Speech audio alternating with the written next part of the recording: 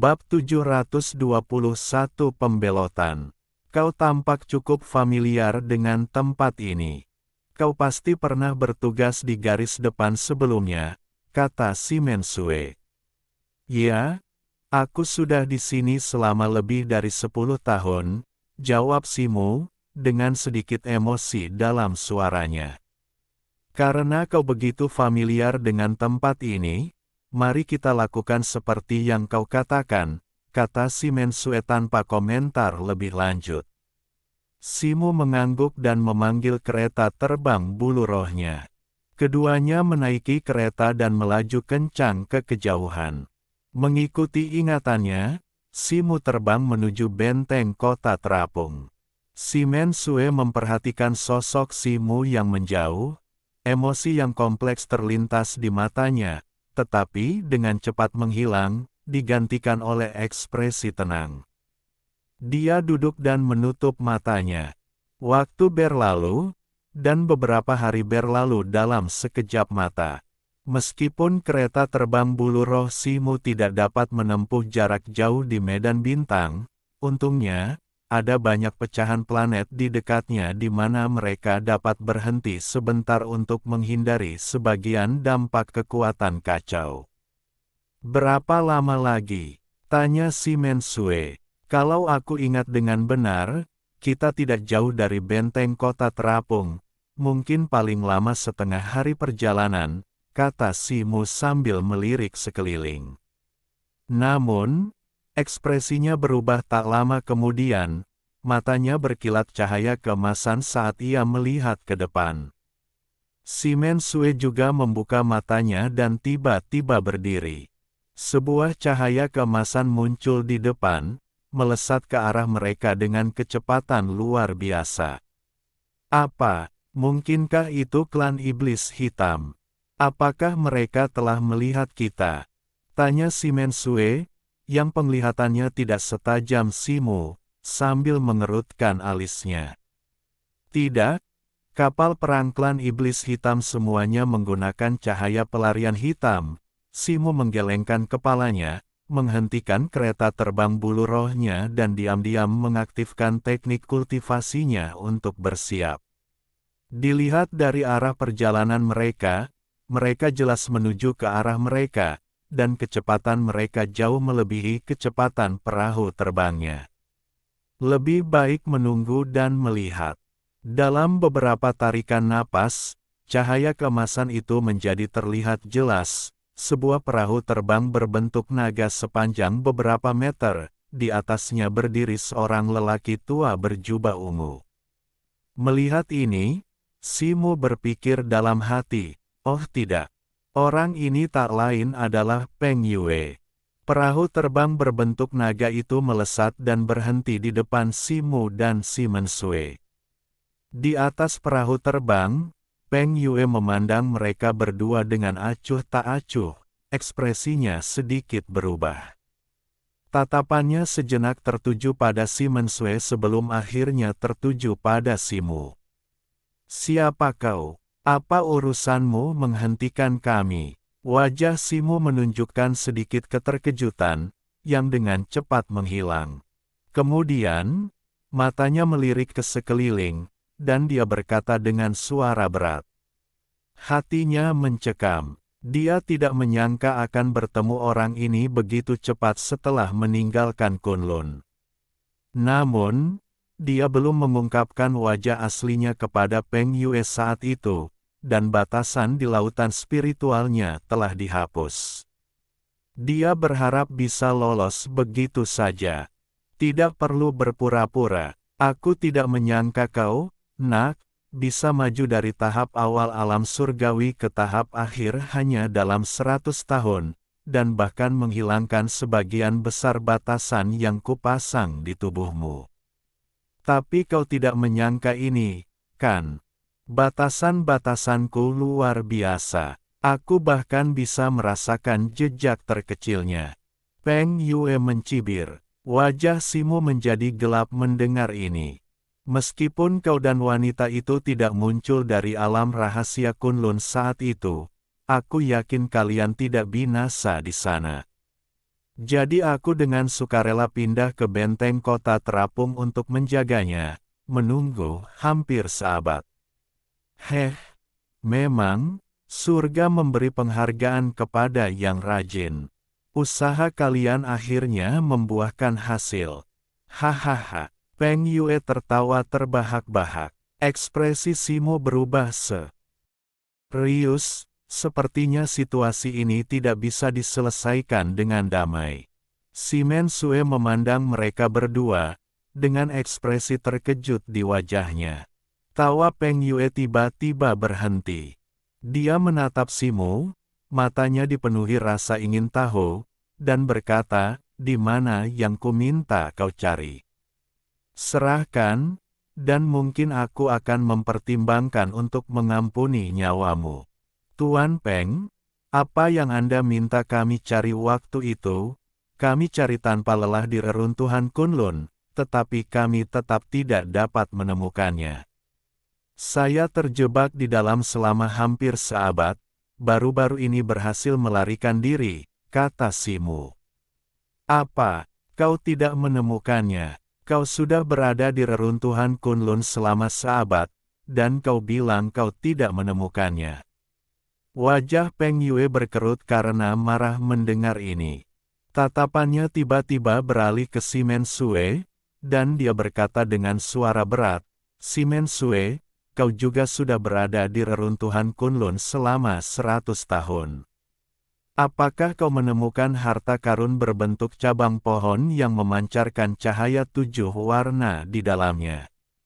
Si Mensue melirik Simo dan berkata, "Tidak, aku dan dia terjebak di istana dan tidak bisa melarikan diri. Namun, energi spiritual di sana sangat melimpah. Kami berlatih dengan tekun selama 100 tahun dan mencapai tahap akhir alam surgawi. Baru kemudian kami mampu menembus batasan di sekitar istana bersama-sama, dan sebagai hasilnya, kami diteleportasi keluar dari reruntuhan Kunlun. Kami tidak melihat harta karun 7 warna yang kau sebutkan.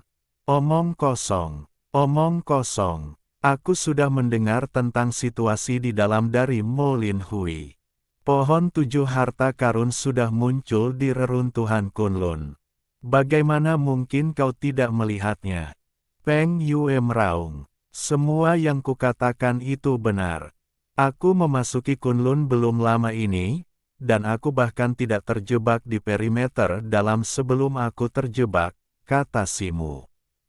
Kemarahan Peng Yue tiba-tiba mereda seperti air pasang yang surut. Dia menatap Simo dan berkata, "Sepertinya kau tidak mau mengatakan yang sebenarnya. Tapi itu tidak masalah. Selama aku membunuhmu dan mencari jiwamu, aku akan tahu segalanya."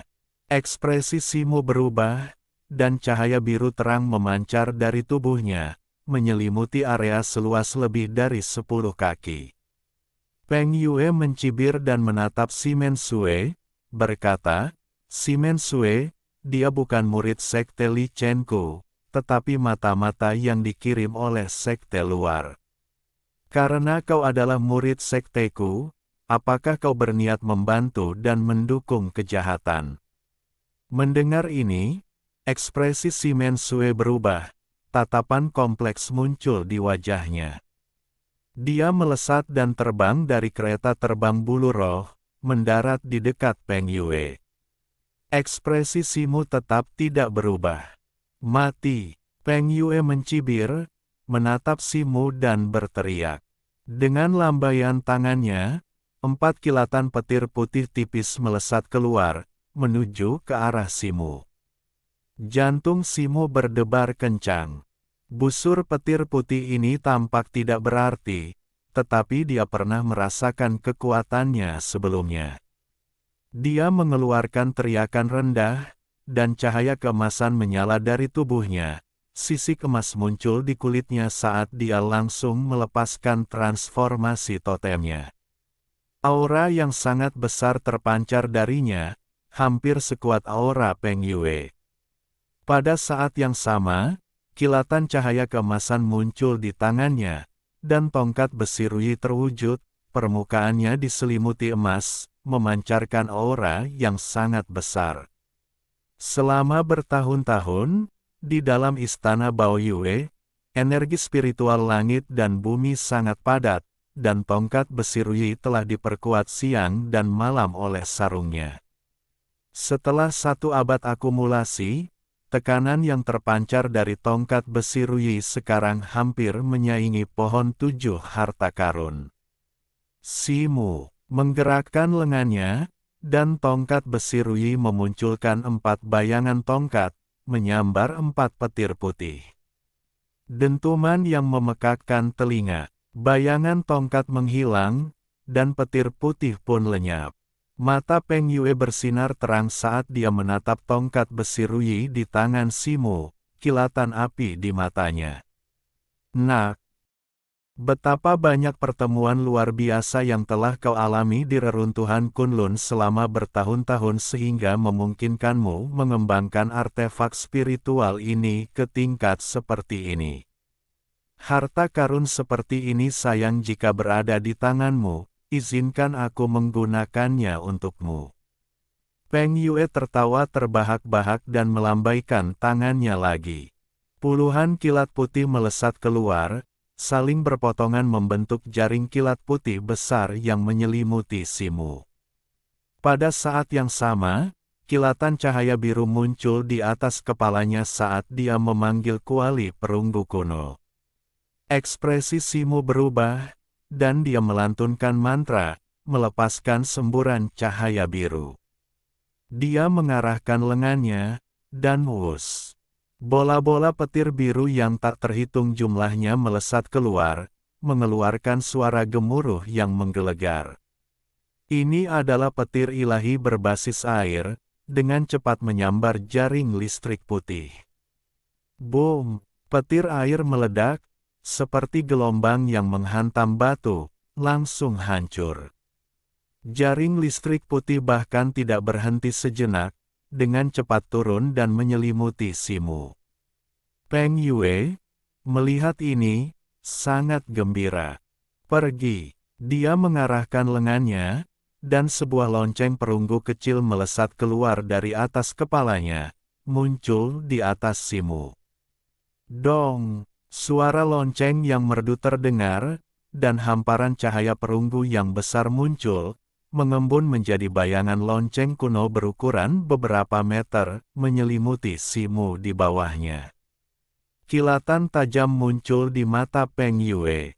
Dia menunjuk dengan jarinya, dan kilat putih tebal melesat keluar, mengembun menjadi pedang kilat putih yang menghantam leher Simu di dalam bentuk ilusi lonceng kuno.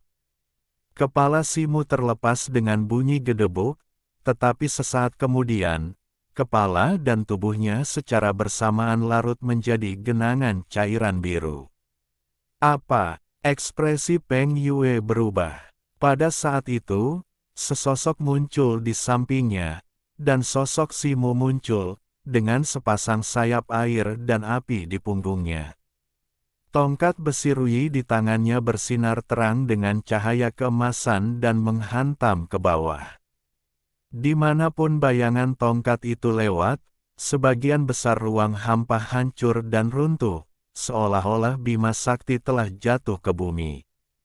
Ekspresi Peng Yue berubah drastis.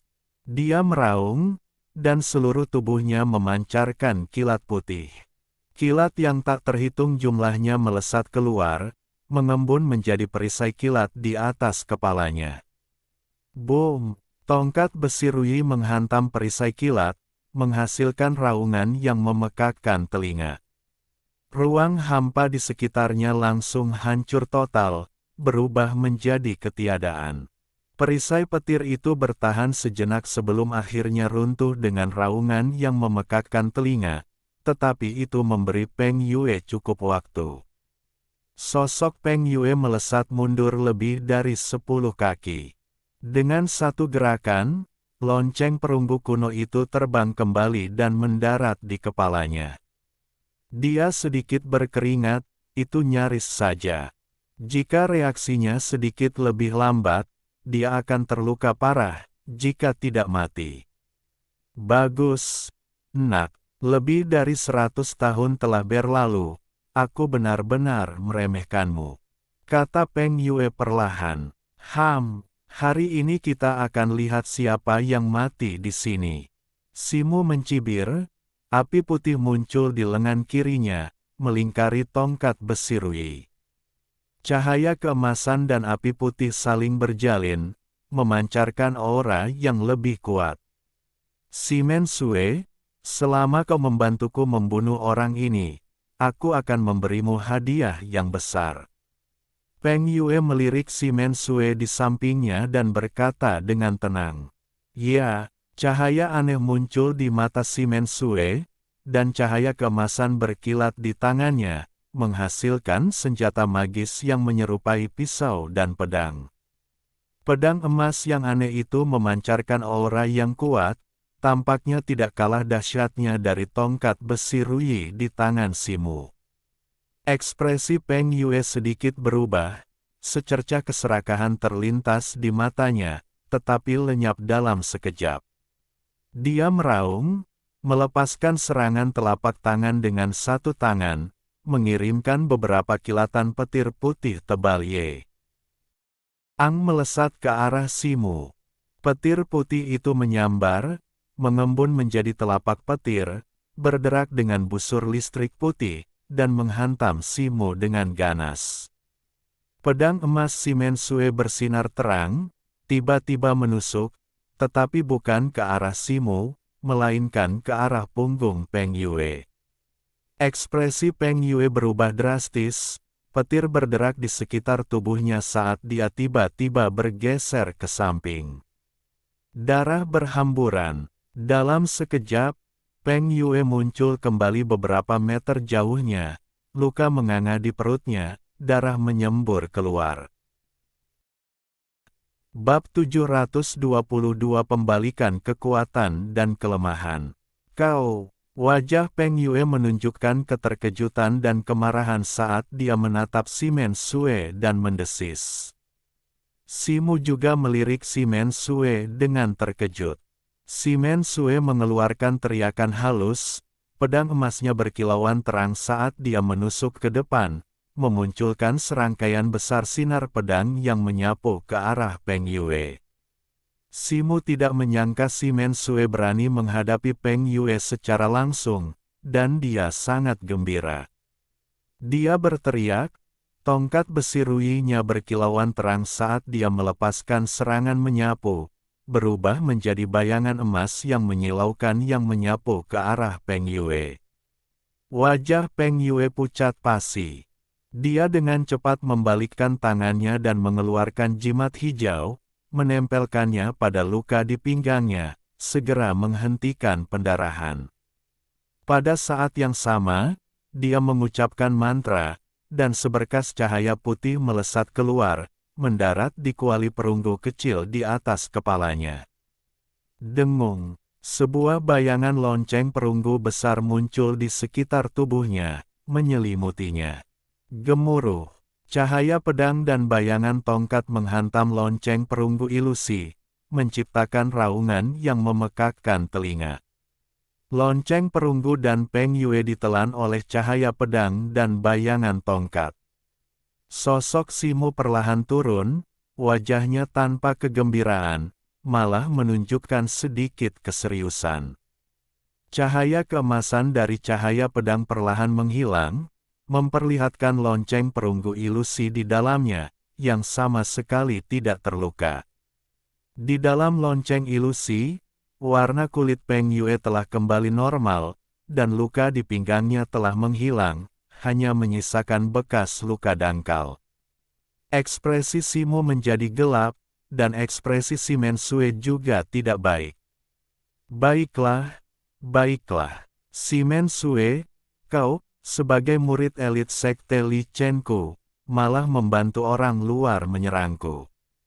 Sepertinya aku akan mendapatkan nyawa lain hari ini. Peng Yue menatap Simen Sue dan berkata dingin.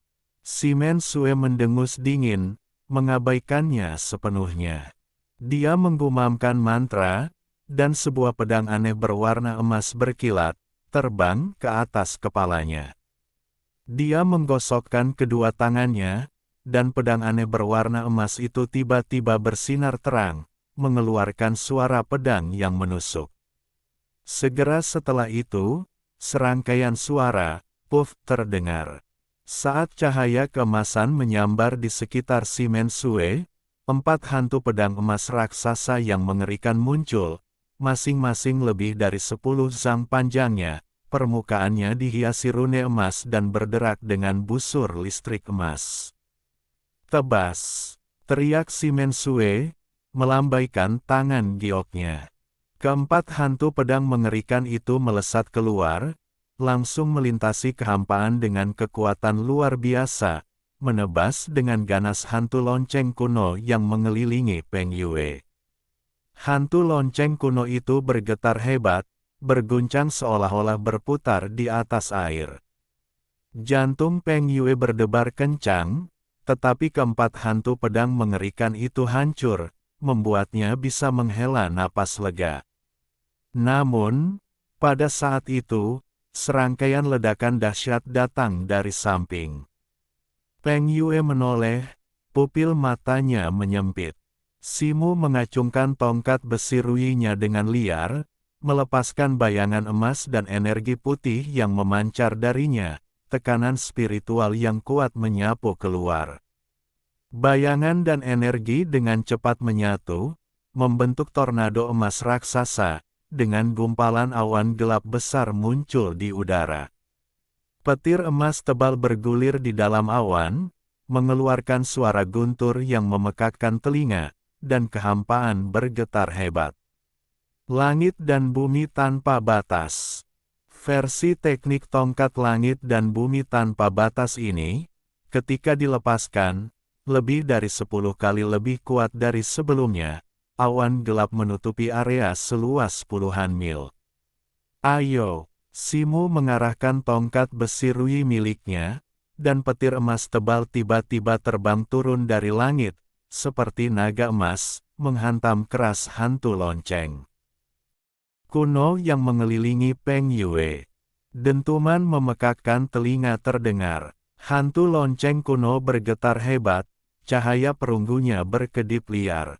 Ekspresi Peng Yue berubah. Dia melambaikan tangannya dan mengucapkan mantra, menyebabkan permukaan lonceng perunggu kuno di atas kepalanya menyala, dan lonceng ilusi di sekitarnya akhirnya stabil. Namun, sebelum ia sempat menghela napas lega, awan gelap bergolak di langit, dan kilat emas tebal lainnya menyambar, menghantam lonceng ilusi dengan kekuatan luar biasa. Lonceng ilusi itu bergetar hebat. Sebelum suara itu mereda, kilat tebal lainnya menyambar. Kemudian, satu demi satu, kilat emas tebal berjatuhan, terus-menerus menghantam lonceng ilusi, menyebabkannya bergetar hebat.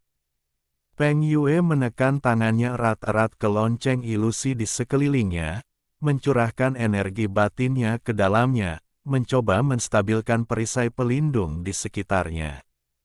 Tetapi rentetan kilat tebal yang terus-menerus menyebabkan lonceng ilusi bergetar semakin hebat, cahayanya dengan cepat berkurang. Setelah dihantam puluhan kali, akhirnya hancur dengan raungan yang memekakkan telinga.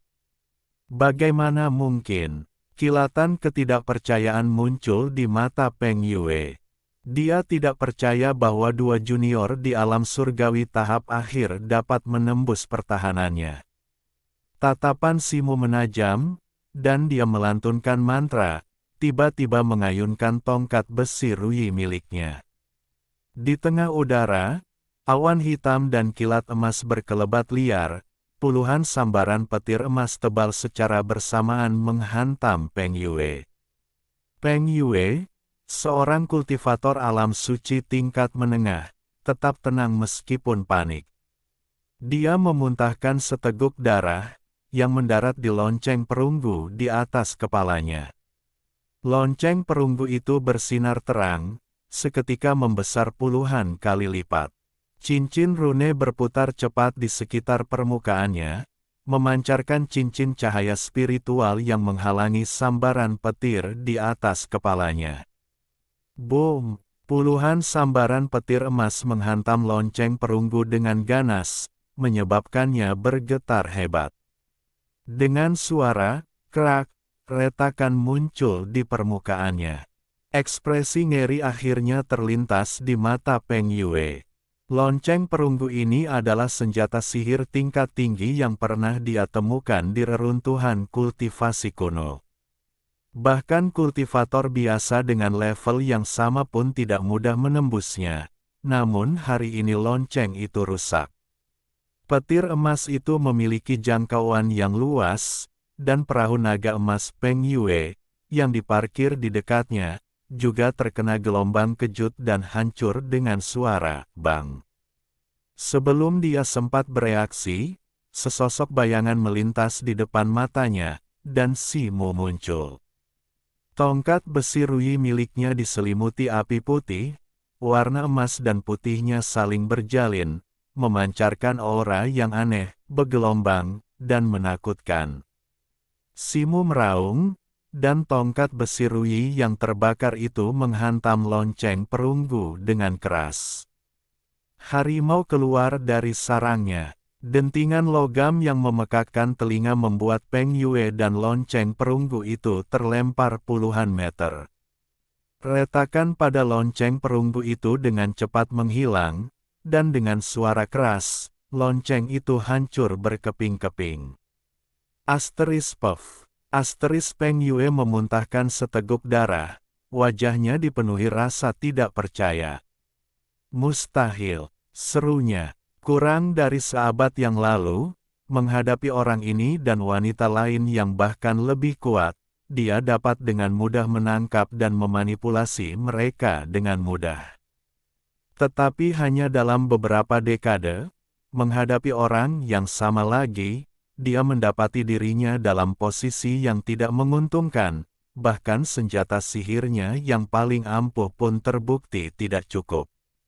Aku sebenarnya tidak ingin terlibat denganmu, tapi karena kau sudah datang ke rumahku, aku tidak akan bersikap sopan, kata Simo dengan tenang. Tongkat besi Rui miliknya memunculkan bayangan tak terhitung yang berdatangan seperti gelombang pasang. Di sisi lain Peng Yue, sesosok muncul, dan Si Mensue tampak, tubuhnya memancarkan cahaya putih. Ia melantunkan mantra, dan aura dingin terpancar darinya, dengan kepingan salju putih yang tak terhitung jumlahnya muncul. Di dalam kepingan salju itu, cahaya es berkedip, dan banyak duri es tebal muncul, lalu tiba-tiba bergetar dan menyerang Peng Yue, mengeluarkan jeritan yang menusuk. Peng Yue tiba-tiba menarik napas dalam-dalam, ekspresinya langsung tenang. Dia menyatukan kedua tangannya di depannya, membentuk segel tangan. Raungan dahsyat meletus, dan busur listrik putih tebal muncul di sekitar Peng Yue, memancarkan cahaya menyilaukan yang bahkan menyengat mata telanjang. Busur listrik itu melingkari Peng Yue, membuatnya tampak seperti dewa petir. Peng Yue tiba-tiba mengulurkan tangannya, dan busur listrik putih besar melesat dari telapak tangannya, menyatu menjadi dua dinding petir putih di sisi kiri dan kanannya. Bayangan tongkat dan duri es masing-masing menyerang salah satu dinding petir. Ekspresi Simo berubah, tangannya mati rasa, dan bayangan tongkat besi Rui tampak seperti menghantam dinding baja yang sangat kokoh, lalu langsung lenyap. Tidak hanya itu, kilat menyambar sepanjang tongkat besi Rui, mengalir ke tubuhnya, menyebabkan sensasi geli. Ekspresinya berubah, dan dengan sekali lompatan, ia terlempar ke belakang, mendarat lebih dari 10 kaki jauhnya. Si Mensue mengalami hal yang sama, mundur dengan anggun, wajahnya pucat. Kalian berdua pemula mengira bisa membunuhku. Bermimpi saja. Peng Yue mencibir, kilat putih menyambar di sekelilingnya sekali lagi, menyatu menjadi sosok kilat raksasa di belakangnya. Sosok ini memiliki tubuh manusia dan kepala burung, mengenakan jubah lebar yang terjalin dengan kilat naga ular, dan kilat putih mengembun menjadi sosok-sosok putih kecil yang melompat di tubuhnya. Mata sosok berkepala burung itu sangat tenang, namun di dalamnya terdapat kilat yang saling terkait tanpa henti, memancarkan fluktuasi yang mengerikan. Simo melirik sosok itu dan langsung merasakan gelombang listrik, ekspresinya seketika berubah. Wajah Peng Yue pucat, jelas, memunculkan hantu petir ini telah menghabiskan sebagian besar energi sejatinya. Dia menarik napas dalam-dalam, kilatan ganas di matanya, dan mengucapkan segel tangan. Sosok petir itu berbalik menatap Simo, matanya menyala-nyala dengan listrik. Dua kilatan petir putih tebal melesat keluar, mengembun menjadi dua segel petir persegi, menyerang Simo dengan kecepatan luar biasa, seolah-olah dewa yang mengendalikan guntur langit dan bumi telah menghantamkan segel petir. Ekspresi Simo berubah drastis, dia hanya sempat memegang tongkat besi ruyinya secara horizontal di depannya sebelum segel petir putih itu menghantam. Satu segel petir putih mengenai tongkat besi ruyi, sementara yang lain menembus pertahanan Simo, mengenai dadanya. Tubuh Simo tersentak, terhuyung mundur beberapa langkah sebelum kembali berdiri tegak. Tongkat besi ruyinya terlepas dari tangannya, terlempar, dan mulut harimaunya terbelah, darah menyembur keluar. Namun, segel petir lain yang menghantam dadanya lenyap tanpa jejak, seolah-olah tenggelam ke laut. Apa yang terjadi? Bukan hanya Simo yang terkejut, tetapi ekspresi Peng Yue juga berubah. Pada saat itu, cahaya 7 warna tiba-tiba muncul di dada Simo. Ekspresi Simo berubah, segel petir itu baru saja menghantam rune 7 warna yang ditinggalkan Yan Luo di dadanya. Cahaya 7 warna itu berkilat, dan sesaat kemudian cahaya putih melesat keluar dari dalam, segel petir yang sangat putih, menghantam dada Peng Yue dengan kecepatan luar biasa. Peng Yue tidak memiliki rune 7 warna di dadanya, dan sebuah lubang besar langsung terbentuk di tubuhnya. Darah menyembur dari mulutnya, matanya dipenuhi rasa tidak percaya, dan hantu petir berkepala burung di belakangnya lenyap dengan raungan yang memekakkan telinga. Bab 723 Teleportasi terganggu. Sebelum Peng Yue sempat bereaksi, cahaya keemasan melesat di atas kepalanya, diikuti suara mendesing. Sebuah tongkat emas, diselimuti api putih, menghantamnya, mengenai dadanya dengan suara bang yang menggema. Peng Yue kembali batuk darah, suara tulang patah bergema di dadanya, tubuhnya hampir hancur. Pada saat itu, seberkas cahaya pedang emas tiba-tiba muncul, melayang di atas leher Peng Yue.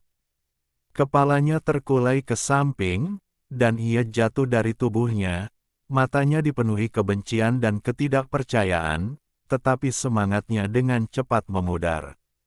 Simo menghela napas panjang, melambaikan tangannya untuk memanggil kembali tongkat besi ruyi, tatapannya tertuju pada dada Peng Yue. Ia melihat bahwa cahaya 7 warna di dadanya dengan cepat menghilang. Kali ini, rune 7 warna tampaknya telah benar-benar kehabisan energinya, tidak hanya cahaya 7 warna yang lenyap, tetapi rune di dadanya juga memudar dengan cepat, menghilang tanpa jejak. Ia menyentuh dadanya, lalu menggelengkan kepalanya. Ia tidak dapat memahami fungsi rune 7 warna saat ini, ia harus bertanya pada Yan Luo di lain hari. Simo menyarungkan tongkat besi ruyi, menarik napas pelan, dan pandangannya tertuju pada cincin penyimpanan di jari telunjuk kanan Peng Yue. Ia mengulurkan tangannya, dan cincin hijau zamrud itu jatuh dari genggamannya dan terbang ke tangannya. Kemudian, dengan lambaian tangannya yang lain, pecahan-pecahan perahu naga yang tersebar di kehampaan berkilat dan tersimpan di cincin penyimpanannya. "Ambil ini," kata Simu, menyerahkan cincin penyimpanan hijau itu kepada Si Mensue. "Tidak perlu," Si Mensue melambaikan tangannya. Tapi, Simu ingin mengatakan sesuatu, tetapi terinterupted oleh kata-kata Si Mensue. "Aku akan segera kembali ke Sekte Li Chen. Bukankah membawa barang-barang ini akan menjadi bahaya tersembunyi? Jika kau benar-benar menganggap ini sebagai bantuan, maka anggaplah ini sebagai balasanku karena telah membawaku pergi dari reruntuhan suci Kunlun," kata Si Mensue lembut. Tepat saat itu, dari sudut mata Simu, ia tiba-tiba melihat seberkas cahaya ungu melesat keluar dari atas tengkorak Peng Yue, di dalamnya samar-samar terlihat sosok kecil. Tanpa berkata apa-apa, sosok itu melesat ke kejauhan dengan kecepatan yang mencengangkan. "Itu embrio suci Peng Yue," seru Si Mensue terkejut. "Aku akan mengambilnya," kata Simu, cahaya keemasan berkilat di dadanya, dan hantu totem segera muncul. Sekumpulan binatang buas tiba-tiba menyerbu keluar, mengejarnya. Di tengah jalan, ia membuka mulutnya, dan kekuatan hisap tak terlihat menyapu keluar, mencengkeram cahaya ungu dan menariknya kembali. Begitu cahaya ungu mendarat di tangan Simu, ia segera menghilang, memperlihatkan bayi berukuran 2 inci dengan penampilan yang sama seperti Peng Yue, meronta-ronta dengan keras. Simu menutup matanya, dan semburan cahaya gelap segera bersinar di tangannya yang memegang embrio suci Peng Yue. Sinar cahaya gelap yang tak terhitung jumlahnya, seperti jarum baja, menembus sosok emas itu sedikit demi sedikit.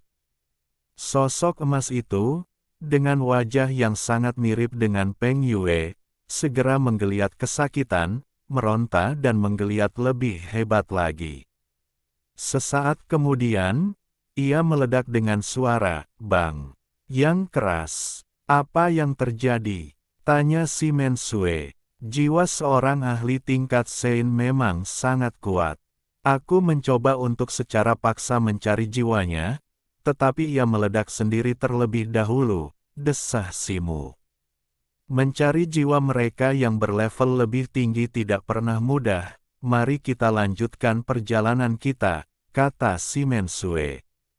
Simu tidak bergerak, tetapi menatap Si Mensue dan berkata, "Aku khawatir aku tidak bisa pergi ke benteng terapung ini." "Mengapa?" tanya Si Mensue, bingung. Meskipun pencarian jiwa gagal, itu bukanlah sia-sia sepenuhnya. Dari sisa jiwa Peng Yue, aku masih mendapatkan beberapa informasi. Sepupu Peng Yue, Peng San, saat ini berada di benteng, dan dia mungkin memiliki beberapa cara untuk mengetahui bahwa Peng Yue telah meninggal. Jika aku pergi sekarang, aku akan masuk ke dalam perangkap, kata Simu. Jika kau tidak pergi ke benteng terapung, bagaimana kau akan meninggalkan tempat ini? Tanya Si Mensue sambil mengerutkan kening. Tidak apa-apa, aku akan mencari cara untuk mencapai titik teleportasi yang dibuat oleh sekte, kata Simu. Bepergian melalui lautan bintang dengan kendaraan terbang terlalu berisiko. Kau bisa terus menyamar dan menyelinap ke benteng, kata Si Mensue. Simu melambaikan tangannya dan berkata, Peng Yue sudah tahu penyamaranku sebagai Lei Ji sebelumnya. Ada cukup banyak ahli tingkat Sein di benteng terapung. Aku tidak bisa mengambil risiko itu lagi. Petik 2. Karena kau sudah memutuskan, aku tidak akan mencoba membujukmu lagi. Hati-hati dalam perjalananmu, kata Si Mensue. Simu menatap wanita yang pernah menghantui mimpinya, merasakan gelombang emosi. Ada banyak hal yang ingin dia katakan, tetapi pada akhirnya, dia hanya berkata, lapangan bintang ini pasti akan menjadi lebih berbahaya di masa depan. Hati-hati juga, si Mensue mengangguk, ekspresi kompleks terlintas di matanya saat dia menatap Simu. Kemudian, ia melambaikan tangannya, memanggil perahu terbang giok putih, melompat ke atasnya, dan dengan cepat menghilang ke lautan bintang yang luas. Simu memperhatikan sosoknya yang pergi, merasakan kehilangan yang mendalam.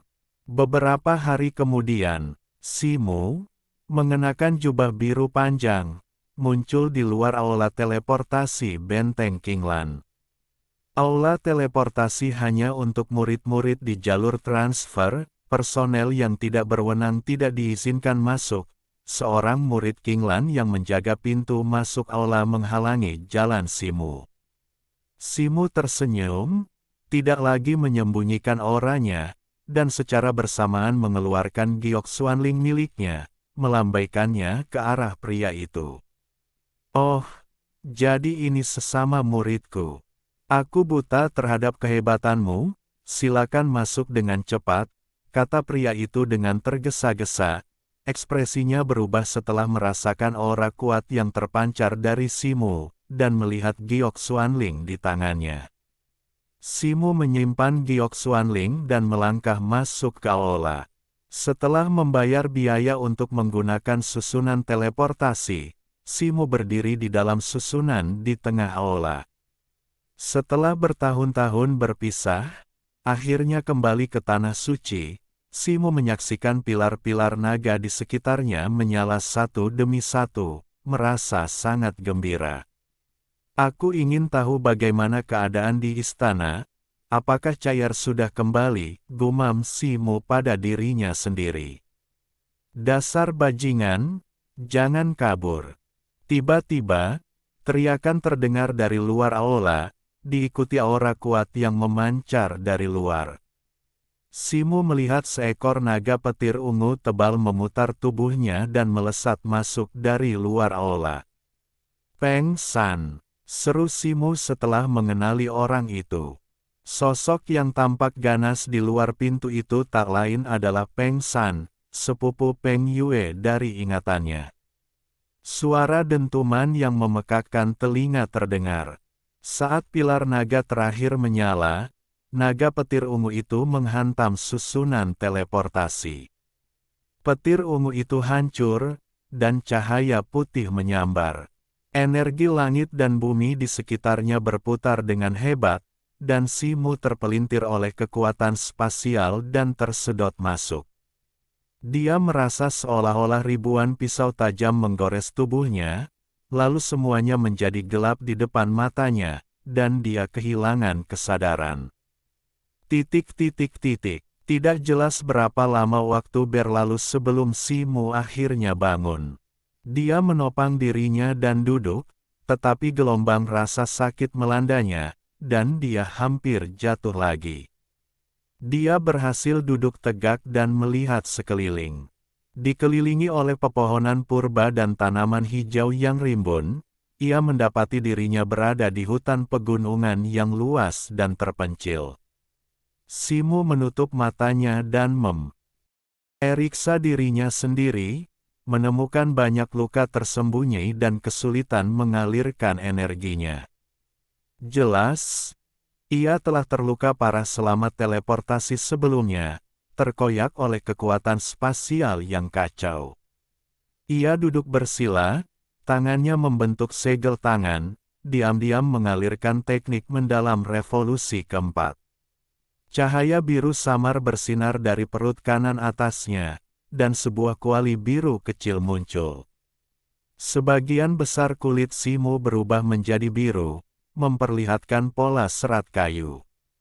Begitu kuali itu muncul, pepohonan purba yang menjulang tinggi dalam radius 10 kaki bergetar, bergoyang sedikit pada frekuensi yang sama, dan aliran energi spiritual atribut kayu biru mengalir dari mereka.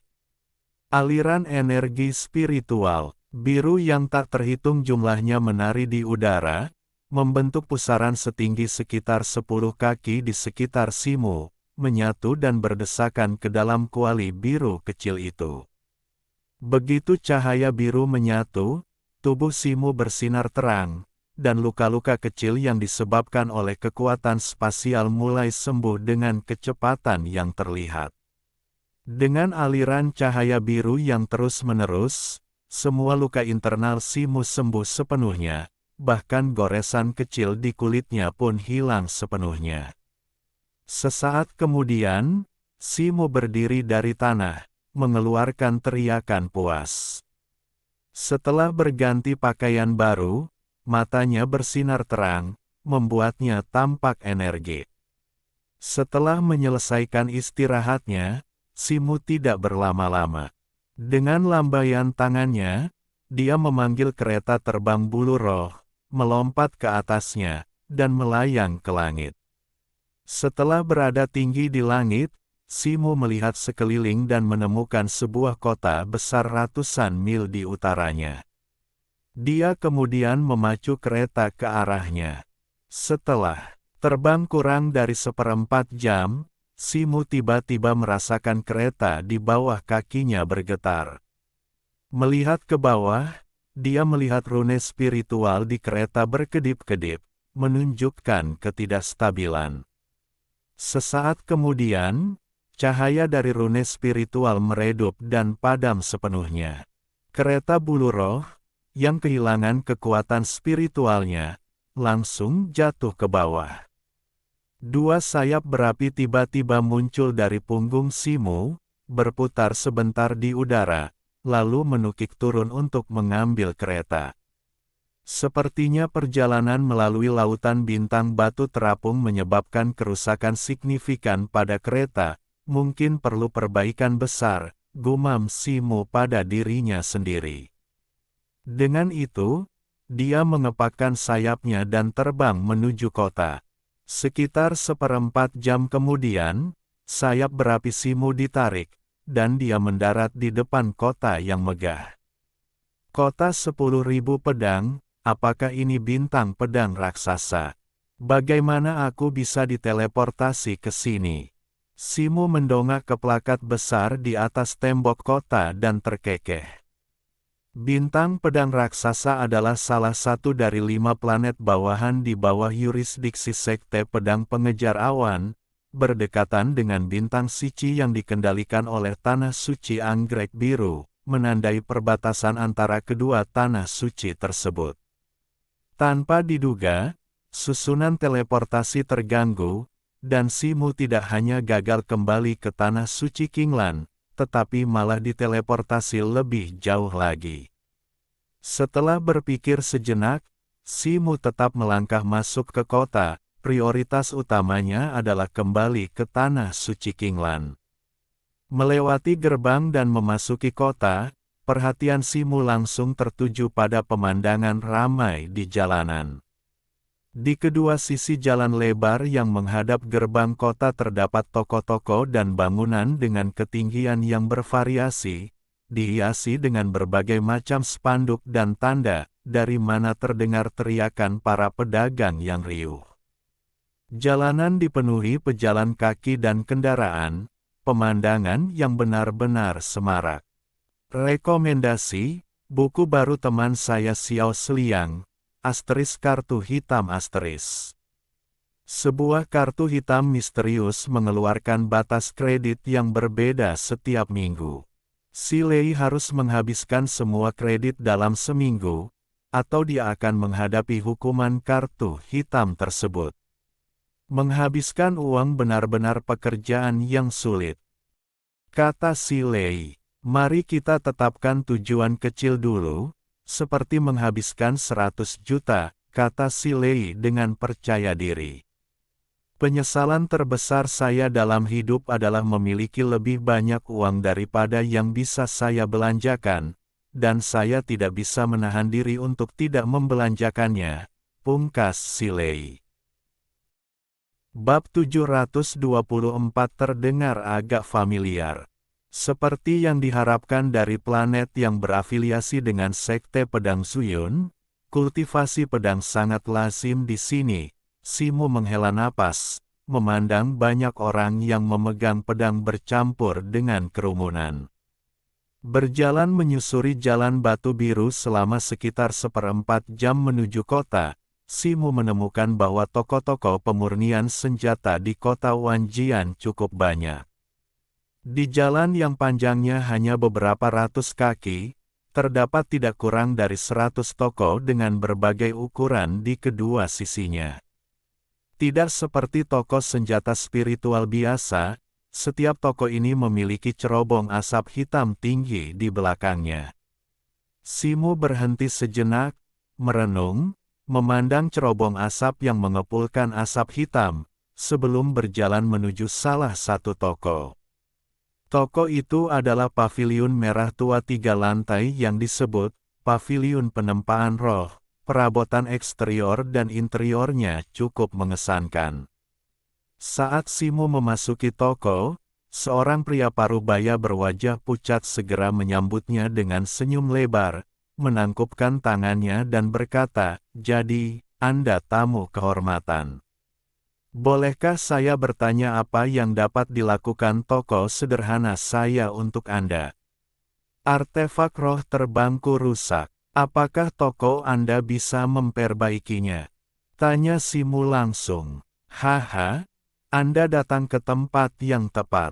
Belum lagi, salah satu spesialisasi toko saya adalah menempa dan memperbaiki artefak roh terbang." Pria berwajah pucat itu memperkenalkan diri dengan penuh kebanggaan. "Kalau begitu, saya akan merepotkan Anda." Dengan itu, Simo melambaikan tangannya, dan kereta terbang bulu roh muncul di ruang terbuka toko dengan kilatan cahaya. Melihat banyak kerusakan pada kereta terbang bulu roh, ekspresi pria berwajah pucat itu langsung berubah agak tidak senang. Dia bertanya, "Tamu terhormat, kereta terbang Anda termasuk kelas tinggi, mungkin antara artefak roh kelas tinggi dan kelas atas, bukan?" "Benar, jika toko Anda dapat meningkatkannya menjadi harta karun sihir, itu akan lebih baik.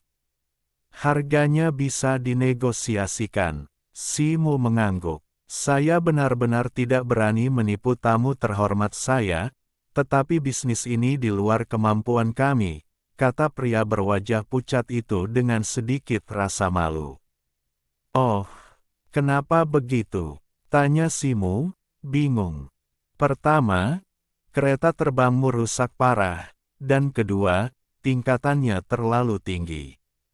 Tidak hanya membutuhkan material spiritual atribut angin yang langka, tetapi bahkan pola spiritual yang terukir di atasnya pun di luar kemampuan para pemurni senjata di toko saya.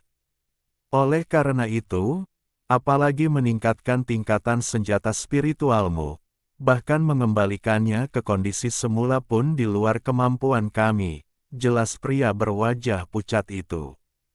"Lalu, saya ingin tahu apakah ada toko di kota 10.000 pedang yang dapat menangani bisnis ini?" tanya Simo, alisnya berkerut. "Sejauh yang saya tahu, selain sekte 10.000 pedang, tidak ada toko lain di kota ini yang dapat melakukannya," kata pria berwajah pucat itu. Sambil menggelengkan kepalanya. Mendengar ini, wajah Simo menunjukkan ekspresi berpikir. Sekte 1000 Pedang adalah salah satu dari 5 kekuatan utama yang berafiliasi dengan Sekte Pedang Pengejar Awan, yang memerintah seluruh bintang pedang raksasa. Dia pernah mendengarnya tetapi belum pernah berurusan dengannya. Meskipun para ahli senjata di Sekte Pedang 1000 dapat memperbaikinya, mereka tidak pernah terlibat dalam urusan eksternal dan tidak akan membantu orang di luar sekte untuk perbaikan, tambah pria berwajah pucat itu, melihat Simo sedang berpikir keras. Petik 2. Apakah tidak ada cara lain? Simu menatap pria berwajah pucat itu dan bertanya, "Ada cara lain, tetapi Anda perlu pergi ke bintang keberangkatan pedang," kata pria berwajah pucat itu. Bintang keberangkatan pedang, nama itu terdengar familiar. Simu berpikir sejenak tetapi tidak ingat di mana dia pernah mendengarnya sebelumnya. Bintang keberangkatan pedang adalah planet kecil yang berafiliasi dengan bintang pedang raksasa. Ada rumah penempaan dan penggabungan di sana yang khusus menempa dan memperbaiki berbagai senjata spiritual. Pasti ada ahli senjata di sana yang dapat memperbaiki atau bahkan meningkatkan artefak magis ini. Anda dapat pergi ke sana dan melihat-lihat. Namun, biaya untuk menempa atau memperbaiki senjata spiritual di sana selalu cukup tinggi, jelas pria berwajah pucat itu. Di mana susunan teleportasi di kota itu? Setelah berpikir sejenak, Simu bertanya. Ada satu di timur kota, dan satu lagi di dalam sekte 10.000 pedang, jawab pria berwajah pucat itu segera. Terima kasih. Simu sedikit membungkuk, lalu meninggalkan paviliun penempaan roh dan langsung menuju ke timur kota. Sedikit lebih dari setengah hari kemudian, di kota Rongling, kota utama bintang Jianli. Simu, mengenakan jubah biru panjang, muncul dari gerbang timur kota Rongling dan berjalan di sepanjang jalan beraspal pasir menuju keluar kota. Saat ini, ia memegang selembar giok putih yang baru saja dibelinya dari kota, yang di dalamnya tercatat peta bintang Jianli. Bintang Jianli, bintang Jianli. Simu dengan lembut menggosok lembaran giok itu dengan satu tangan, melafalkannya dalam hati. Meskipun ia merasa namanya cukup familiar, ia tetap tidak dapat mengingatnya. Tepat saat itu, indera ilahinya tiba-tiba bergejolak, dan tongkat pembalik langit di lautan kesadarannya tiba-tiba bersinar terang, dengan fluktuasi aneh yang terus-menerus terpancar darinya. Pada saat yang sama, Simu tiba-tiba merasakan sensasi yang sangat kuat, seolah-olah sesuatu di planet ini terus memanggilnya. Perasaan ini, Simu berhenti, menutup matanya, dan dengan hati-hati merasakannya. Setelah beberapa saat, matanya tiba-tiba terbuka, dan ekspresi kegembiraan liar muncul di wajahnya. Dia berteriak, "Aku tahu. Bintang keberangkatan pedang, jadi ini dia." Beberapa lusin pejalan kaki di jalan di luar kota menggelengkan kepala menyesal ketika melihat penampilannya yang aneh. Sayang sekali dia menjadi gila di usia yang begitu muda. Simu mengangkat kepalanya, dan dua sayap berapi tiba-tiba terbentang di punggungnya. Dengan suara, "Wosh!" dia melesat ke langit, berubah menjadi seberkas cahaya dan menghilang di kejauhan. Kecepatan terbangnya sangat cepat. Hanya dalam waktu sekitar setengah jam, dia telah melewati beberapa puncak gunung dan terbang menuju lembah merah tua. Sensasinya semakin kuat. Pasti di sini. Simu melayang tinggi di atas lembah, matanya berkilauan dengan cahaya keemasan saat ia mengamati bolak-balik antara lembah-lembah itu, bergumam sendiri. Lembah merah tua ini, meskipun tidak terlalu lebar, sangat panjang dan sempit, terletak di antara dua gunung berapi yang menjulang tinggi, membuatnya cukup terpencil. Di dalam lembah, terbentang deretan bangunan dengan batu bata biru dan ubin abu-abu, dari mana kepulan asap hitam mengepul. Simu mengepakkan sayapnya dan mendarat menuju pintu masuk lembah. Di sana, sebuah benteng abu-abu setinggi lebih dari 10 zang berdiri di antara dua dinding gunung, menutup seluruh pintu masuk, hanya menyisakan gerbang besi hitam yang berat tepat di bawahnya.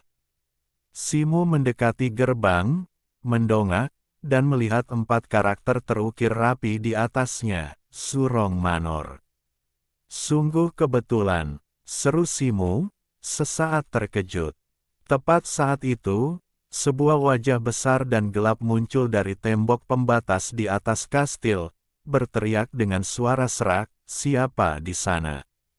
"Saya Simu, dan saya meminta istana Anda untuk memperbaiki artefak magis," teriak Simu.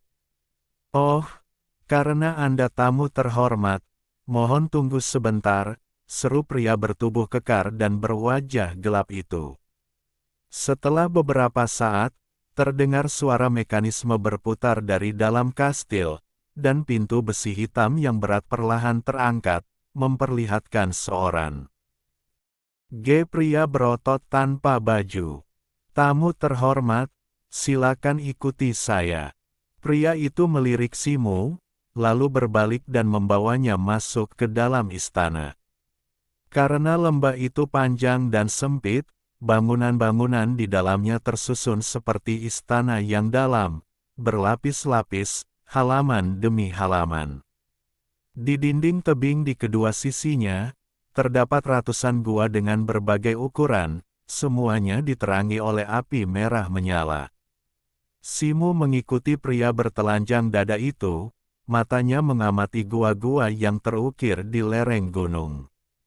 Setelah melewati beberapa aula biru besar, mereka akhirnya berhenti di aula terdalam. "Silakan ikuti saya ke sini," kata pria bertelanjang dada itu, menuntun Simu ke sisi kiri aula dan melalui sebuah pintu di dinding. Di dalam pintu itu terdapat serangkaian anak tangga batu yang terukir di lereng gunung. Menaiki anak tangga, Simu segera tiba di sebuah gua besar di lereng gunung. "Silakan masuk, Tuan, saya ada di dalam," kata pria bertelanjang dada itu, memberi isyarat agar dia masuk. Simu sedikit mengerutkan kening dan melangkah masuk. Begitu dia masuk, seorang pria kekar berambut merah dengan wajah seperti kurma merah menyambutnya, mengepalkan tangannya memberi hormat, dan berkata dengan lantang, "Hehe, tamu kehormatan, maaf saya tidak menyambut Anda lebih awal. Saya Zuyanwu, Tuan dari Zurong Manor. Saya Simu, terima kasih atas sambutan pribadi Anda, Tuan." Simu membalas hormat itu. Tatapan Simu sekilas menyapu Zuyanwu, dan ia segera menyadari bahwa kultivasi pria itu tidak lemah. Ia juga seorang seniman bela diri alam surgawi tingkat lanjut. "Haha, kakak Si, kau sudah mencapai alam surgawi tingkat lanjut di usia yang begitu muda, bagaimana mungkin aku berani lalai? Bolehkah aku bertanya, apa yang bisa kulakukan untukmu, kakak Si?" kata Zuyanwu sambil tertawa terbahak-bahak. "Kau terlalu memujiku, guru. Aku datang ke sini untuk memperbaiki artefak sihir terbang. Aku akan sangat menghargai jika kau bisa melihat apakah artefak ini bisa diperbaiki," kata Simu langsung. Dengan itu, ia melambaikan tangannya, dan kereta terbang bulu roh muncul di dalam gua. Zuyanwu melangkah maju, berjalan mengelilingi kereta terbang, lalu berkata dengan ekspresi sedih, "Ini adalah artefak spiritual kelas tinggi, bahan dan pengerjaannya semuanya terbaik, tetapi kakak Si, kau tidak merawatnya dan terlalu sering menggunakannya, menyebabkan kerusakan yang cukup serius. Apakah sudah tidak bisa diperbaiki lagi?" Simu sedikit mengerutkan kening dan bertanya, "Haha, sekarang sudah ada di kediaman Zurongku, bagaimana mungkin tidak diperbaiki? Kakak Si, percayakan saja padaku dengan tenang.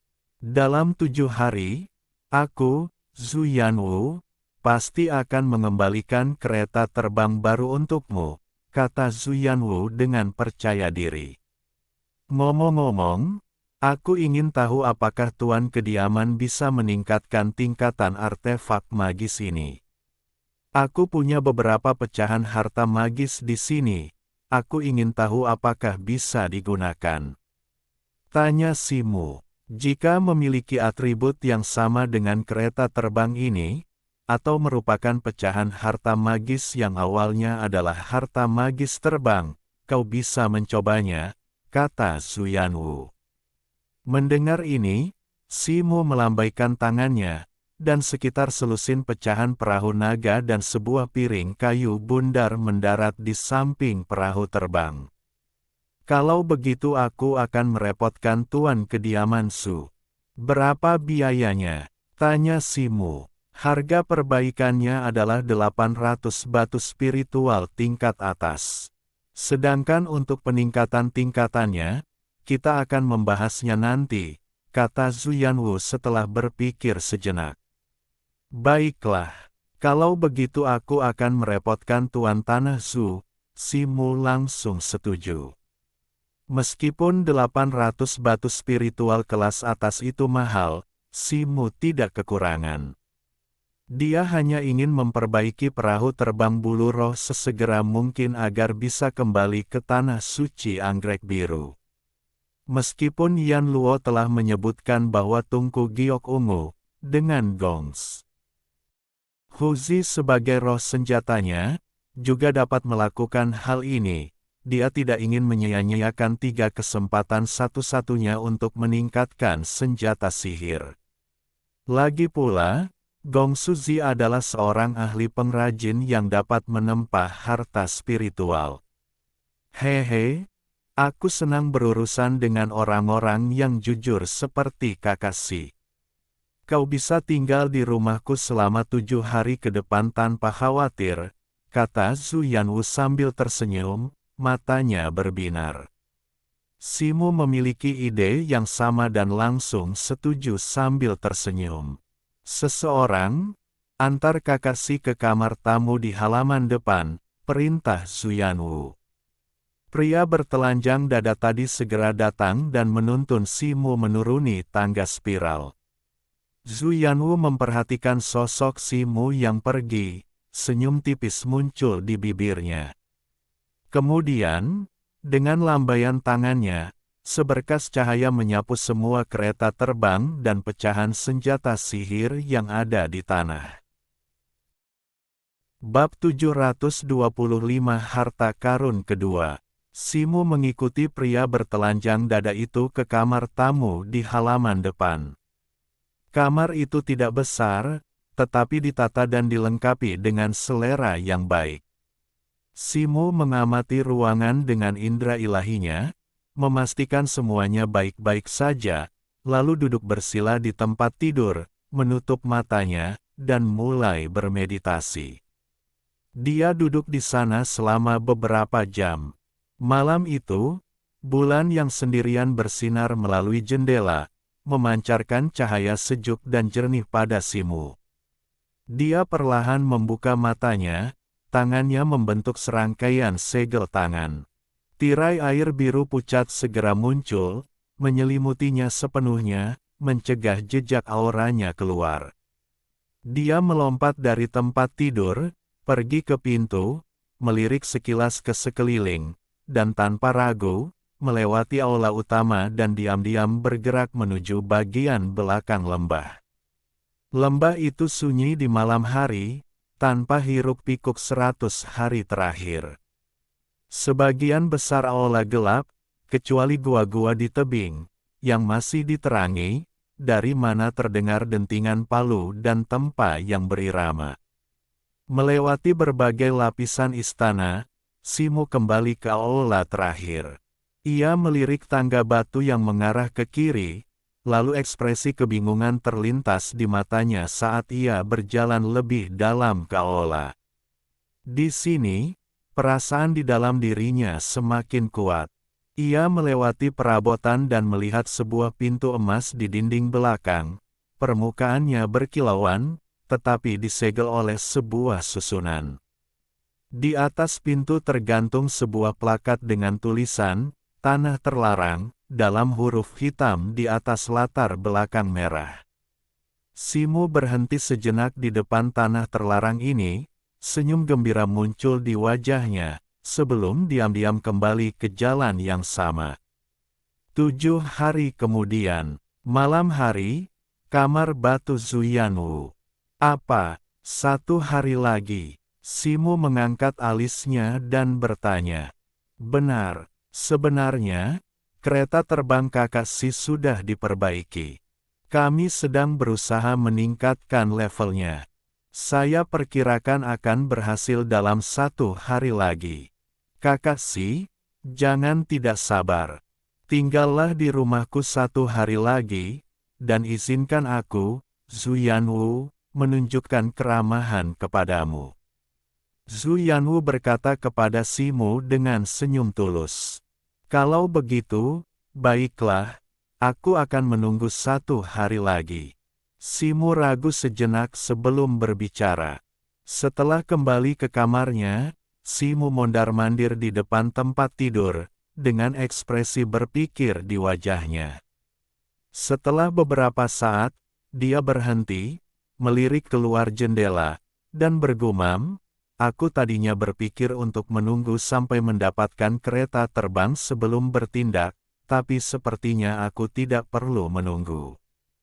Di malam hari, awan gelap menutupi bulan, dan lembah itu gelap gulita. Sosok Simu melesat keluar dari kamar seperti hantu, bergerak cepat melewati lembah, dan segera tiba di pintu istana yang tertutup rapat. Formasi 8 ekstrim emas. Simu melirik sekeliling, bergumam, dan mengeluarkan beberapa pecahan tulang putih, menyusunnya di sekitar formasi. Dalam waktu singkat, formasi segi 8 di atas gerbang istana dipenuhi dengan pecahan tulang putih, membentuk formasi yang lebih besar yang mengelilingi formasi aslinya. Simu mengangkat satu tangan dengan jari-jari rapat, diam-diam melafalkan mantra yang mendalam. Formasi yang mengelilingi formasi penyegelan itu langsung menyala dengan cahaya kuning kebumian. Cahaya kuning kebumian itu memancar dari pecahan tulang putih, menembus formasi penyegelan 8 ekstrim, dengan cepat menelan cahaya keemasan dari formasi aslinya. Simu meraih ke depan, dan kedua formasi itu bergetar secara bersamaan, merobeknya dari gerbang istana. Setelah memecahkan segel, Simu mendorong pintu istana dan langsung berjalan keluar. Melangkah keluar dari aula, sebuah lembah terbuka yang ditumbuhi gulma muncul di hadapan Simu, dengan berbagai patung terlihat di kejauhan, menambah kesan menyeramkan. Pada tempat itu, di kedua sisi lembah terbuka itu menjulang dinding gunung yang tinggi, masing-masing lebih dari 100 kaki tingginya. 100 kaki lebih jauh, kedua dinding itu bertemu, menandai ujung lembah. Pada saat itu, bulan yang sendirian akhirnya menembus awan tebal, cahayanya yang sejuk mengalir turun dari langit, menerangi lembah dan mencerahkan ruang yang sebelumnya redup. Tatapan Simu menyapu area tersebut, tertuju pada sebuah patung batu hitam di antara patung-patung di rerumputan, memantulkan beberapa titik cahaya. Patung itu tingginya sekitar 3 kaki, diukir kasar, dengan garis luar yang sedikit kabur. Patung itu menyerupai anak kecil dan monyet yang menggaruk kepalanya dengan lucu. Saat pandangan Simu tertuju padanya, ekspresi gembira muncul di wajahnya, dan perasaan kedekatan muncul dalam dirinya. Tepat saat itu, tongkat pembalik langit di lautan kesadarannya tiba-tiba bersinar terang, bergetar hebat, permukaannya berputar-putar dengan rune yang rumit. Pada saat yang sama, seolah-olah sebagai respons, lingkaran cahaya memancar dari patung batu hitam itu. Busur cahaya melingkar ini menyebar keluar dari pusat patung. Simu terkejut. Dia membalikkan pergelangan tangannya, mengambil tongkat besi rui miliknya, dan, matanya berkilauan dengan cahaya keemasan, segera mengamati pintu masuk aula. Untungnya, Tempat itu cukup terpencil, dan sepertinya tidak ada yang memperhatikan perubahan tersebut. Setelah beberapa saat, cahaya pada patung itu perlahan memudar, dan lembah tetap tenang. Simu mengalihkan pandangannya kembali ke patung itu, ekspresinya menjadi lebih serius. Ia ragu sejenak, lalu melangkah maju, meletakkan tangan kanannya di atas patung batu hitam. Bola cahaya bersinar dari telapak tangannya, dari mana setetes sari darah merah mengembun. Saat sari darah meresap, cahaya merah menyilaukan meletus dari patung batu hitam, seketika menyelimuti sosok Simu.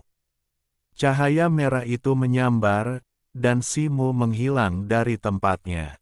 Begitu sosoknya menghilang, lebih dari selusin garis cahaya muncul di dinding gunung di kedua sisi, terbang lurus ke dasar lembah.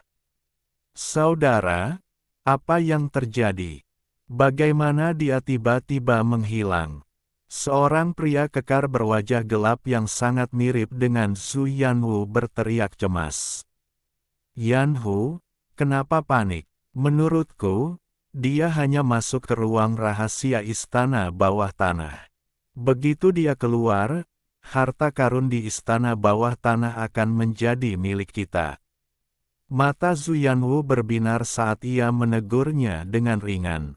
Hehe, guru, tidak sia-sia kami menjaga tempat ini selama ratusan tahun.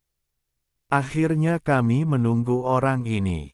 Seorang pria pendek dan sangat kurus dengan tanduk runcing di dahinya berkata sambil tersenyum.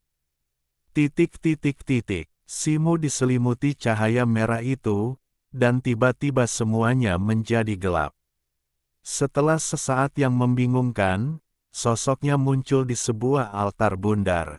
Pandangannya menyapu sekeliling, dan dia melihat 8 lampu yang selalu menyala berdiri di sekitar altar, menerangi segala sesuatu di sekitarnya dengan jelas. Altar itu kecil, hanya berdiameter sekitar 10 kaki. Rune yang terukir di atasnya membentuk susunan teleportasi sederhana, mampu memindahkan Simu masuk dan keluar dari istana bawah tanah ini. Di sebelah barat altar berdiri kerangka besi berbentuk salib, di atasnya tergantung baju zirah emas yang berkilauan. Saat mendekatinya, terlihat bahwa baju zirah itu seluruhnya terbuat dari emas, lempengannya seperti sisik, pelindung dadanya ditutupi pola awan, pelindung bahunya dihiasi kepala naga yang ganas, ikat pinggang sisik emas mengikat erat pinggangnya, dan sebuah cengkeraman singa buas di sekitar perutnya, memancarkan kekuatan dan keagungan yang tak tertandingi. Harta karun kedua yang ditinggalkan oleh leluhur kera putih sebenarnya adalah senjata sihir kelas atas. Gumam Simu pada dirinya sendiri, tenggorokannya kering. Tangannya sedikit gemetar saat ia mengulurkan tangan, mencoba mengambil baju zirah itu dari rak besi. Namun, begitu tangannya menyentuhnya, suara, dengungan, lembut terdengar di telinganya, dan Simu merasakan tangannya menekan layar cahaya tak terlihat. Layar cahaya itu segera menyala di kehampaan, di mana muncul seekor kera putih agung yang mengenakan baju zirah emas, memegang tongkat emas. Tetapi gambar ini hanya sekilas, lalu menghilang, berubah menjadi deretan karakter emas kecil. Baju zirah ini disebut baju zirah emas pengunci naga sejati. Ini adalah baju zirah berharga yang kupakai sebelum aku menguasai keterampilan mendalamku. Baju zirah ini menemaniku melalui lebih dari 1000 pertempuran, melindungi tubuhku dan memberikan kontribusi yang tak ternilai. Semoga penerusku dapat memanfaatkannya dengan baik dan tidak pernah mencemarkan namanya. Simu tentu tidak akan membiarkan baju zirah ini dicemarkan, Simu bersumpah dengan sungguh-sungguh kepada kehampaan. Begitu dia selesai berbicara, cahaya itu bergetar, dan aksara emas perlahan memudar. Simu meletakkan tangannya di atas baju zirah emas, dan segera merasakan hubungan dengan garis keturunannya. Dengan sebuah pikiran, baju zirah emas itu menghilang dari salib besi dan malah dikenakan di tubuhnya. Begitu baju zirah emas itu menutupi tubuhnya, Simu merasakan ketegangan di seluruh tubuhnya, tetapi dia tidak merasakan berat atau lesu. Dia sedikit mengalirkan energi spiritualnya, dan baju zirah emas kunci naga sejati bersinar terang. Namun, sebelum Simu dapat memeriksa baju zirah emas kunci naga sejati dengan saksama, altar di bawah kakinya tiba-tiba menyala dengan semburan cahaya merah, menyelimutinya. Di lembah, kilatan cahaya merah muncul, dan sosok Simu muncul kembali. Kakak, baju zirah emas itu, apakah itu senjata sihir kelas atas? Suara Zhu Yanwu bergetar karena kegembiraan. Simu mengerutkan kening dan melirik sekeliling. Dia melihat Zhu Yanwu memimpin lebih dari selusin ahli alam surgawi, mengelilinginya di tengah. Saudara Si, itu benar-benar tidak adil darimu. Aku tidak hanya membantumu memperbaiki artefak terbangmu, tetapi juga menawarkanmu penginapan dan memperlakukanmu dengan sangat ramah. Namun kau menerobos masuk ke area terlarang istanaku di tengah malam dan mencuri harta karun sihirku. Sungguh membuatku merinding, kata Zhu Yanwu dengan ekspresi sedih. Tuan rumah Su, apakah perlu berpura-pura saat ini? Kau sengaja membiarkanku tinggal di istana ini agar aku bisa menggunakan kekuatan garis keturunanku untuk memasuki istana bawah tanah dan mengambil harta karun itu, bukan? Kata Simu dengan nada mengejek. Zhu Yanwu terkejut mendengar ini, ekspresinya langsung berubah. Dia berkata, "Haha, aku tidak menyangka saudara Si sudah tahu. Sejujurnya, setelah kami menemukan istana bawah tanah ini ratusan tahun yang lalu, kami mencoba segala cara untuk membukanya, tetapi karena disegel oleh garis keturunan, kami tidak pernah berhasil. Hingga 3 hari yang lalu, sebuah cahaya tiba-tiba bersinar dari dalam segel, dan kemudian kau datang ke istana. Saat itulah aku tahu bahwa waktu bagi harta karun ini untuk melihat cahaya matahari lagi sudah dekat. Saudaraku, kenapa membuang-buang kata dengannya? Bunuh saja dia dan ambil hartanya," kata Zhu Yanwu dengan tidak sabar. "Diam," tegur Zhu Yanwu dingin. Zhu Yanwu langsung terdiam, jelas menunjukkan rasa hormat yang besar kepada kakak laki-lakinya, Zhu Yanwu. Simu memperhatikan kedua saudara itu berbicara tanpa mengucapkan sepatah kata pun. Zhu Yanwu melirik Simu dan tertawa, "Kakakku selalu kasar dan tidak sopan, hanya tahu cara menempa dan memurnikan senjata. Dia orang yang linglung. Kakak Si, jangan anggap serius dia. Tuan Zhu, katakan saja apa yang ingin Anda katakan. Tidak perlu bertele-tele," kata Simu dingin.